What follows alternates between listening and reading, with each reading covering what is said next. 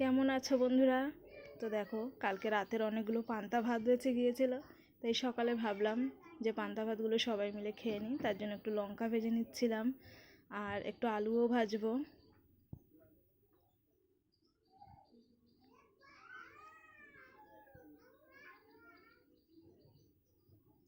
তাই পেঁয়াজটা আগে দিয়ে দিয়েছি, পেঁয়াজটা একটু ভাজা হলে আমরা আলুটা দিয়ে দেবো।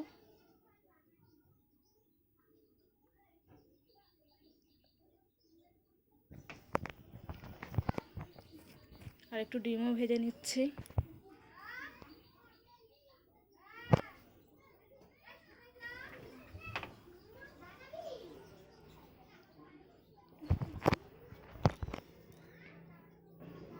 আমাদের ডিম ভাজা হয়ে গেছে, তো দেখো আমাদের খাবার রেডি। তো কেমন লাগছে? পান্তা ভাত খাবে কেউ? চলে আসো তাহলে।